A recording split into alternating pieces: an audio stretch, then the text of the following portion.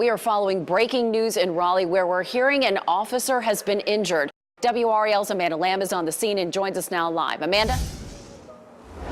Deborah, let me tell you what we know. We just got here a few minutes ago. When we first got here, I was way back there, and they have since put up this crime scene tape. But we've had an opportunity to talk to witnesses in this area, and what they tell us is they saw an officer on the ground after hearing some shots this afternoon. We're also told that the person that was involved with this officer may have been the object of an eviction notice, and that police were here to handle that. Now, there is a huge police presence here. As you can imagine, anytime an officer is injured, there's a huge police presence in this area right now. When we first got here, we saw officers with their jackets on, with their long guns, patrolling the area. And now we understand, again, and this is just what we're hearing, none of this is confirmed from police, because, of course, this is a developing scene right now, that that person, that suspect that was involved with the officer, has been taken into custody. We did see that officer being loaded into an ambulance just a few minutes ago, and he appeared to be conscious. It was a male officer. He was talking to some other officers at the time he was being loaded into the ambulance. So again, this is a developing scene. When we first got here, there was a lot of running, a lot of screaming. But what we're hearing from witnesses is they all heard gunshots. At least one witness saw a person he identified as a police officer in uniform on the ground. And we saw that officer just a few minutes ago, right behind us, being loaded into an ambulance. So we're going to stay here, of course, as this scene develops and try to get more information. As you watch this next story, you may find it hard to imagine how a woman was even able to testify today. This woman who lost her parents, almost lost her life, and all of this happened in front of her 3 young children. Yet somehow, LaTonya Allen was able to testify today in a Wake County courtroom. Amanda Lamb has been following this case, joins us now with what this witness had to say about that terrible night. Amanda? David, she is a very strong lady. She took the stand today, and she talked about the fact that she had gotten a restraining order in the months leading up to this shooting because she believed her husband at the time, Nathan Holden, the man on trial, was dangerous to her and her children. But she had no idea what he was capable of and what he might do. LaTonya Allen was in bed when she heard Nathan Holden burst into her parents' Wendell home in April 2014. Gunshots. My mom screaming. Allen hid her 3 children. Yeah, I put them in the closet. I told them I love them.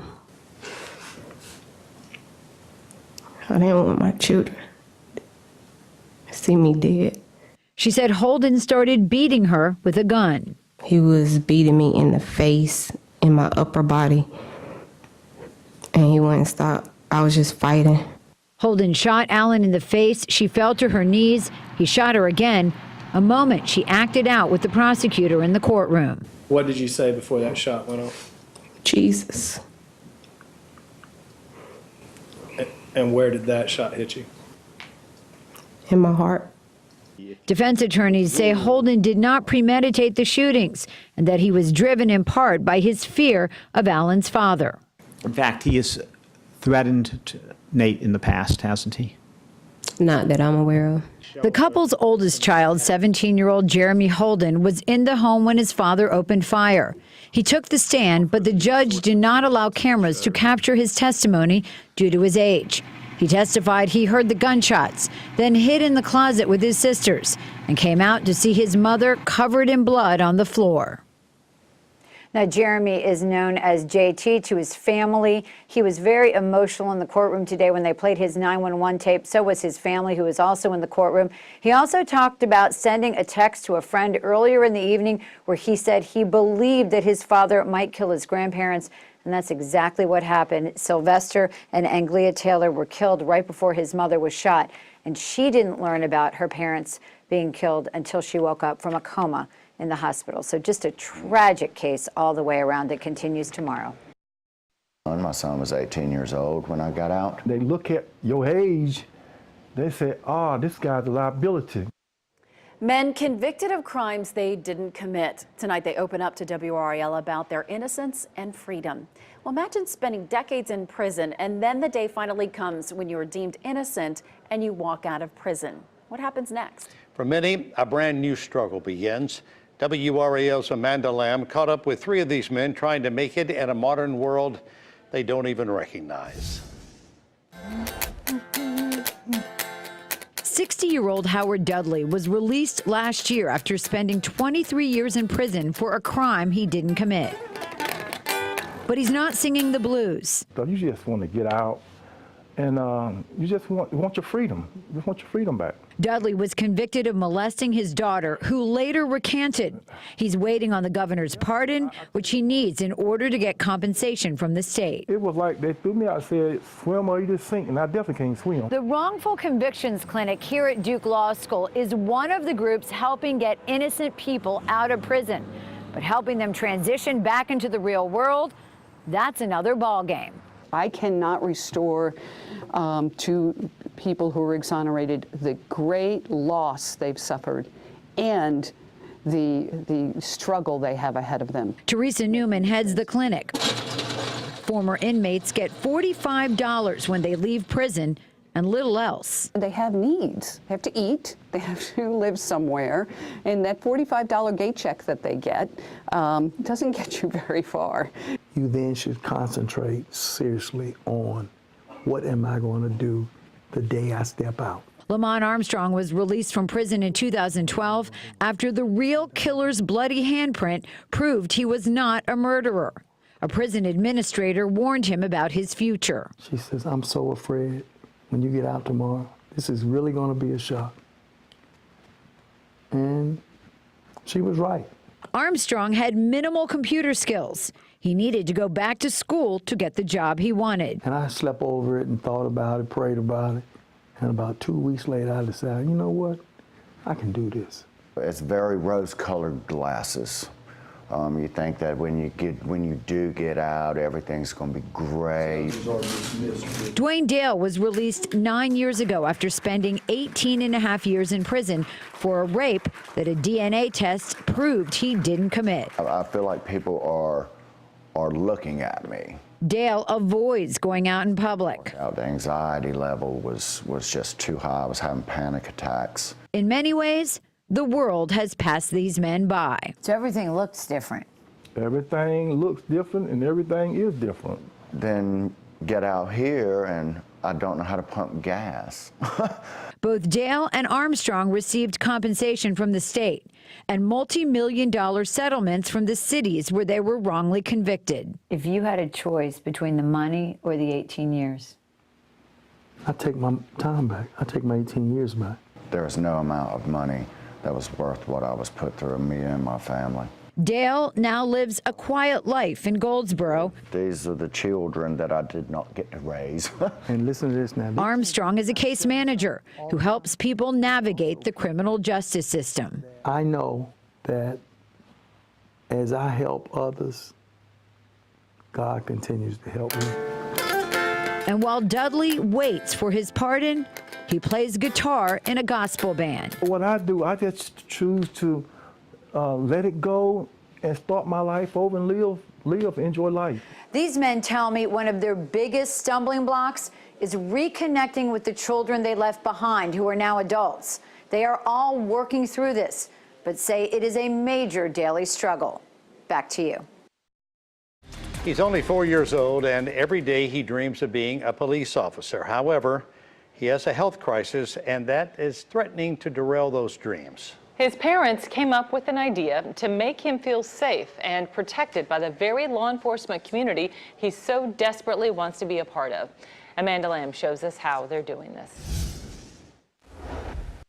That's how I sleep. That's how you sleep. Cool. 4-year-old Colt Reaver has always wanted to be a police officer. So tell me about being a police officer. Do you want to be a police officer? Mm-hmm. How come? Because I like them protecting. You like protecting? That's really cool. He loves police so much. In June, his parents got the devastating news that he has leukemia. Total disbelief. It was just unbelievable. I felt like our world had just crashed down around us. Last time I came back from the hospital, I had that thing on in my throat. That's what I had difficult talking. After the initial shock, Colt's parents came up with a Facebook page in his honor, asking for patches from first responders around the country. Totally overwhelmed. It happened so quickly. It blows us away. It blows, just without a doubt, the amount of support that we've received. Colt's father stopped counting, but we believe there are more than 800 unique patches on these walls. And Colt's even met some of the officers in person. Apex Police brought their canine Rocky to visit Colt at the hospital and gave him a stuffed animal replica. Is Rocky a real officer? No, he's a canine dog. He's a canine. He has a canine on him. Colt has his own mini police car. He often pulls his father over in the driveway. You pull him over. What do you say?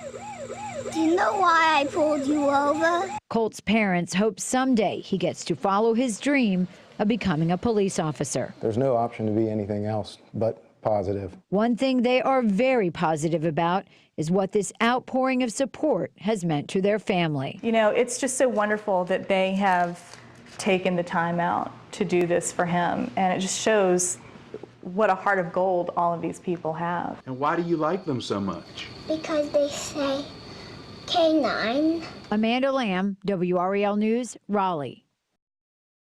Raleigh firefighters kept this huge blaze from spreading by dousing all the buildings in the area with massive amounts of water. Now, restoration crews are trying to remove that water. Heavy water damage, heavy odor from the fire from where it came in the roll-up doors to the gymnasium. This crew has been working around the clock at the Edenton Street United Methodist Church's Youth Center. Where the embers burned through the rubber roof, it caused severe water damage from first, second floor. So we're having to remove ceiling tiles, drywall. It's a scenario being played out in properties throughout the affected area, a process that will take weeks, if not months. Yeah, I think we were very fortunate that we didn't have more damage than we did. Buildings on the periphery fared better, like this 119-year-old Department of Agriculture building with just cracked windows. The only thing we've done is we blocked off the west entrance in case any of those panes would fall out. We want to make sure that they don't harm any employees. And while the cleanup continues, so does the search for housing for displaced residents staying temporarily at local hotels. We have a couple people left that kind of have either, if their units were too affected or they haven't figured out what they're going to do, they're still with us. And we're just going to keep doing what we can for them.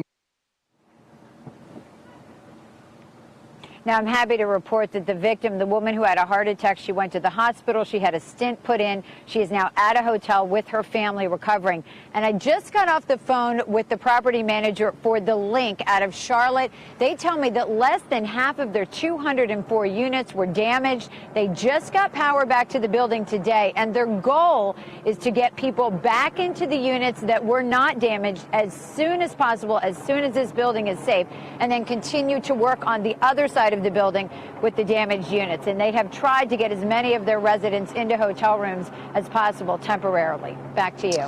It is a slow and complex process. Amanda Lamb live in downtown Raleigh. Amanda, thank you. The Neuse River is causing major problems. The river remains at historic levels there. Our Amanda Lamb joins us live with an update on the city's response. Amanda?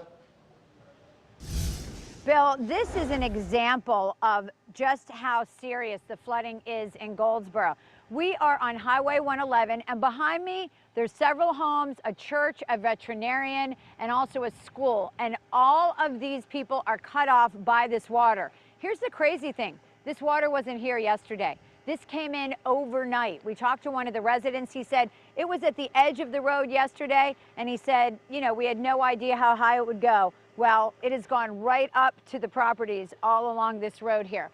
The good news, this river, they say, the emergency managers say, has crested at 29.7 feet. That's higher than Floyd, but they don't expect any of these areas to get more flooding, although they don't expect it to retreat until about Sunday. Now, we were in Seven Springs yesterday. That's about 7 or 8 miles in this direction. Here's another crazy fact. You can't get there from here. 60 roads are closed. About a third of this county is underwater. You would have to drive all the way around. It would take about 2.5 hours. So a lot of travel problems here. Obviously, no power still, and the big concern is this water. Now, they have barriers about a quarter mile from where I'm standing in that direction and about a quarter mile past the end of the flood in this direction, telling people, please do not drive through this floodwater because it is dangerous. We are not doing it. Our cars are at the edge, and it's very important not to do that because, as you've heard, lives have been lost, and again, they're still doing rescues. They also here in Wayne County have 4 shelters open. They only have about 200 people taking advantage of those shelters right now, but they are there if people need to go there. So again, still a very serious situation here in Goldsboro. Back to you. But now we're just dealing with this very, very intense wind, and it's causing some major power outages. Back to you guys. We're also near the bus station that had a lot of damage. And just take a look at these buildings. There's graffiti, there are broken windows. Again, people are now tasked with cleaning this up today. And some people are reacting to just what they're hearing, not what they've seen, but what somebody else has told them, not necessarily an eyewitness. So we're trying to be really careful. We are talking to a lot of people. We're gathering information, but we're not reporting anything that hasn't been confirmed yet. Tight race. Ross is slightly behind, Burr's slightly ahead right now. How is she feeling? I know you've been with her. When we think of scouting, we think of things like learning how to build a campfire or learning how to put up a tent or maybe doing community service. But in this case, this Willow Spring boy did a whole lot more. He saved a life.